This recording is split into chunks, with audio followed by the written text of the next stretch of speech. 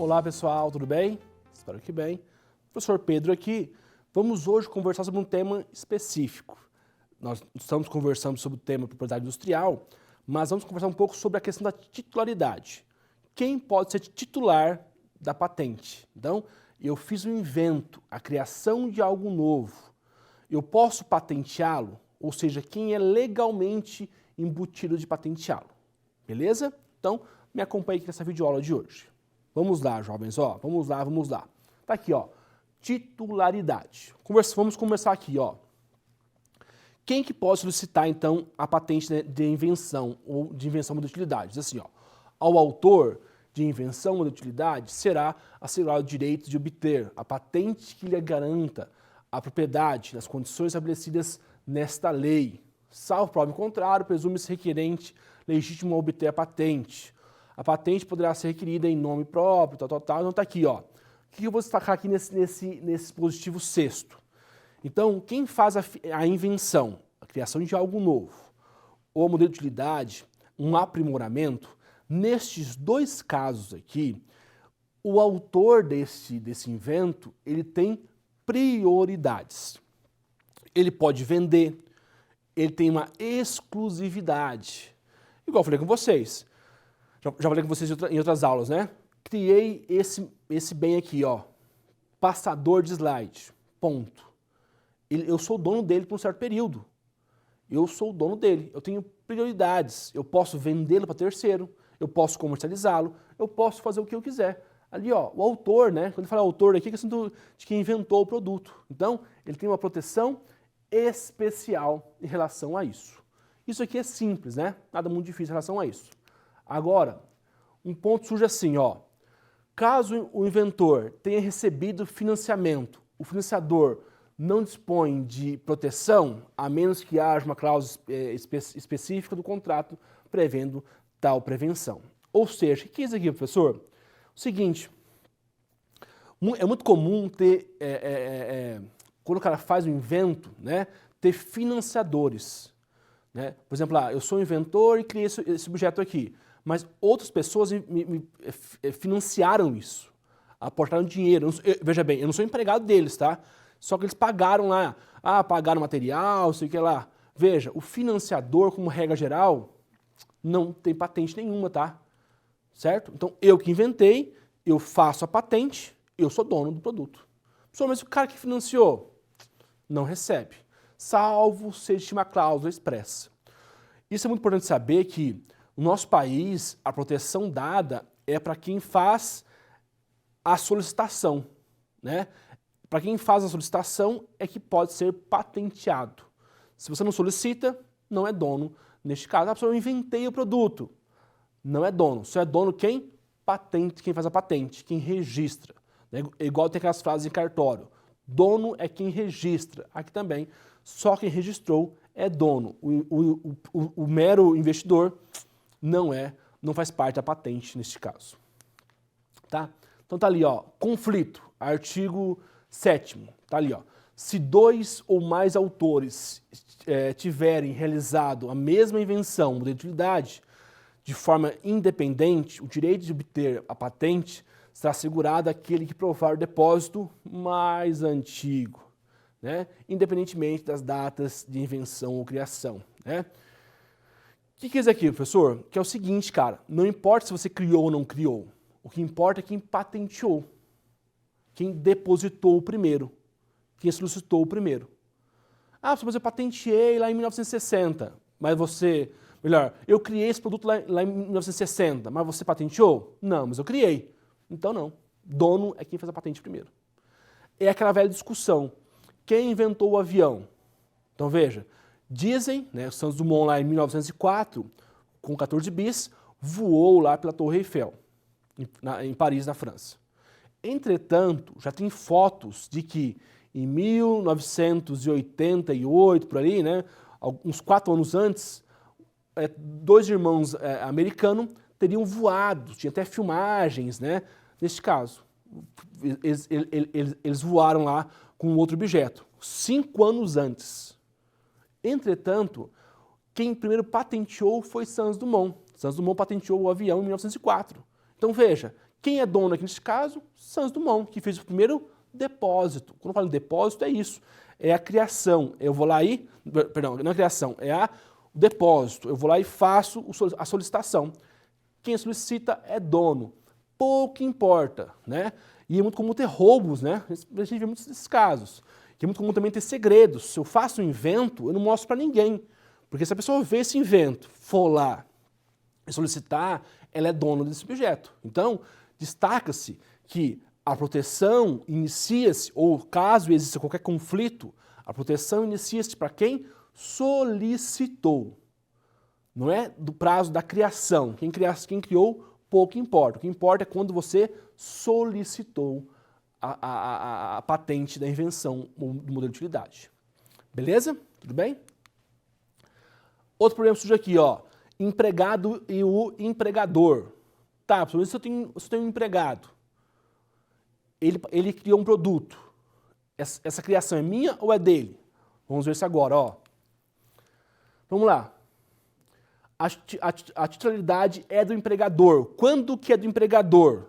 Tá? Então o empregado cria, mas é do empregador a titularidade da patente. Primeiro caso aqui, ó, artigo 88, diz assim, ó. A invenção e modelo de utilidade pertencem exclusivamente ao empregador quando decorrente do contrato de trabalho, cuja execução ocorra no Brasil, que tenham por objeto a pesquisa ou atividade inventiva, ou resulte essa da natureza dos serviços para os quais foi empregado contratado. Então veja, se meu empregado criou um objeto, inventou um objeto, essa invenção é dele ou é minha? Depende. Quando será minha, do empregador? Será do empregador quando?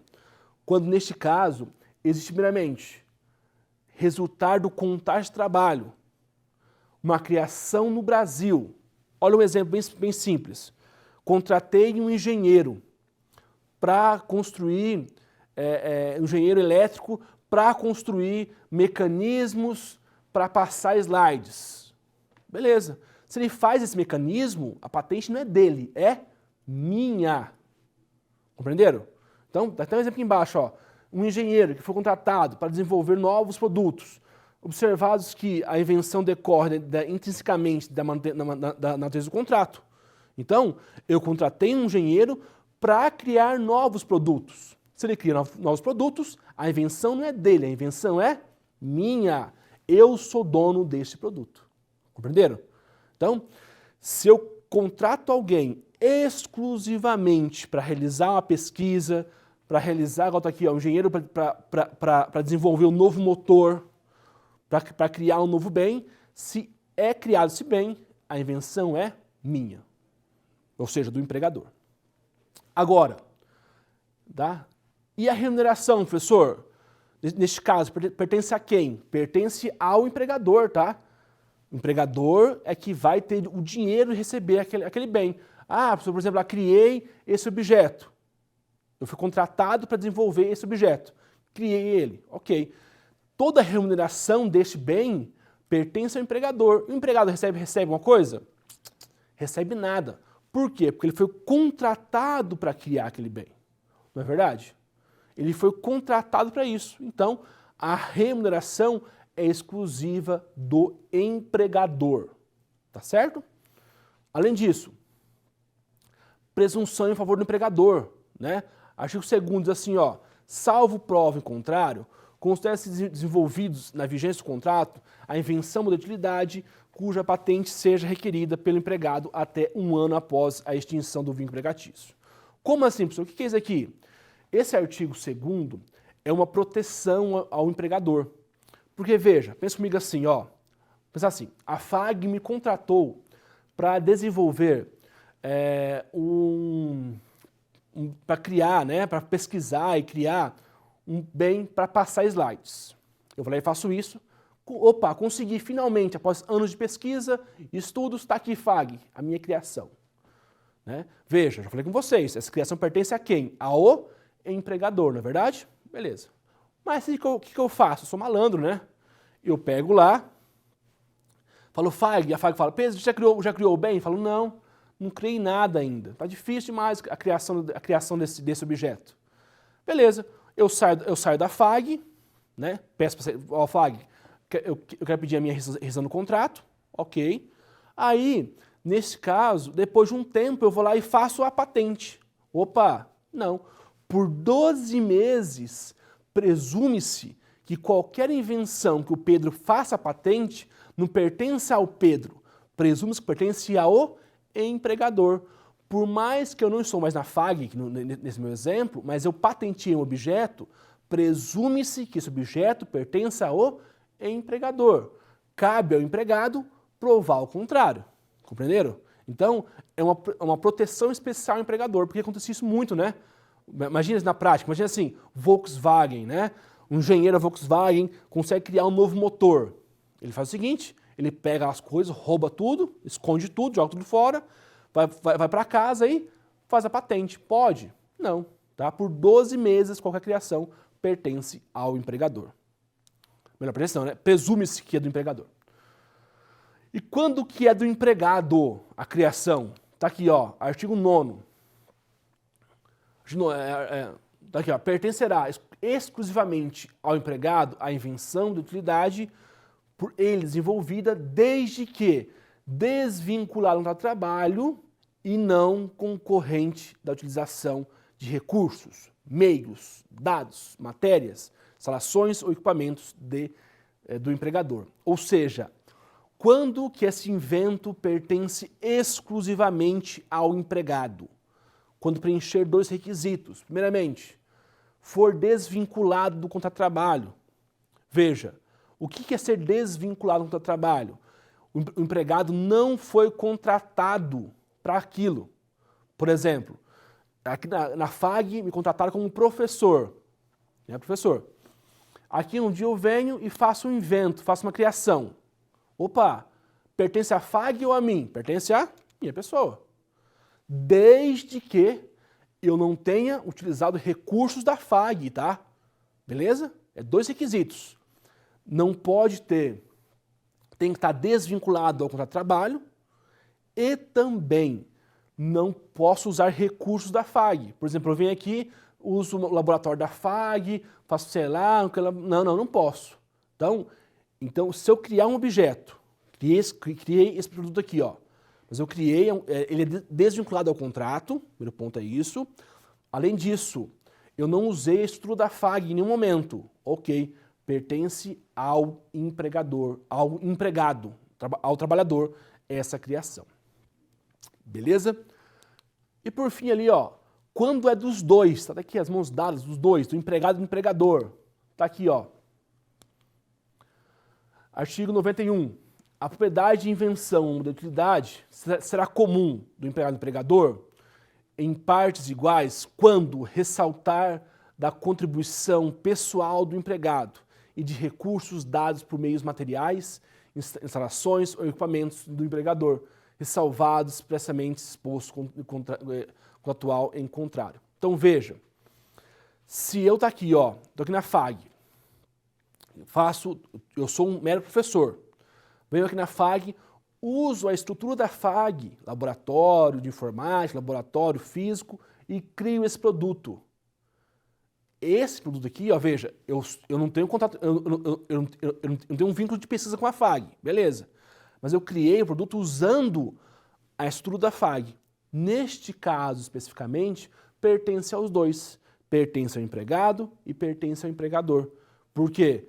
Eu não fui chamado para isso, não fui contratado para isso. Entretanto, eu usei a estrutura da FAG. Neste caso, pertencem aos dois sujeitos, tá? Tanto o empregado como o empregador. Também destaco, por fim, aqui, ó, a questão do estagiário, tá? Estagiário ou admissão pública, artigo 92 e 93, ó. Então, se for o estagiário que criou um produto, ou se for um autônomo, também essa regra aplica-se a ele. E também ali, ó, a admissão pública, né? Criou um produto, pública, federal, estadual, municipal, também essa regra pertence a ele neste caso. Tá certo? Tudo bem? Então, por mais que você é um estagiário numa empresa e você criou um produto, ou você é um autônomo na empresa, um vendedor, um PJ, né? ainda assim, se você criou um produto, ele ainda pode ser seu. Beleza? Tudo bem? Então, por fim, fecho por aqui já, né? Ó, nessa aula de hoje, conversamos especificamente sobre a titularidade da patente, e da patente de invenção de medida de utilidade. Falei com vocês que quem solicita, quem deposita a solicitação é dona. Não importa se você inventou antes, quem deposita que é dono, ou seja, quem registra é dono, tá? Essa pessoa pode utilizar onde ele bem entender. Ponto. No que tange empregado e empregador, quando será exclusivamente do empregador? Quando o empregado foi contratado, quando o trabalhador foi contratado exclusivamente para realizar aquele invento. Neste caso, pertence ao empregador. Agora, quando pertence exclusivamente ao empregado, ao trabalhador, pertencerá exclusivamente ao empregado quando ele é contratado para função diferente. Por exemplo, ele é contratado para ser um motorista. Ele vai lá e faz a criação de um produto. Pertence ao empregado. Beleza. E quando que é comum, que é dos dois, tanto do empregado como do empregador? Quando, nesse sentido, existir uma desvinculação de contrato, ele é um mero, por exemplo, porteiro, mas ele utilizou a estrutura da FAG, ele utilizou a estrutura do empregador. Neste caso, ambos são donos, o empregado e o empregador são donos dessa nova criação, neste caso. Beleza? Tudo bem? Então é isso. Fechamos por aqui. Muito obrigado. Até mais. Tchau, tchau. Bons estudos.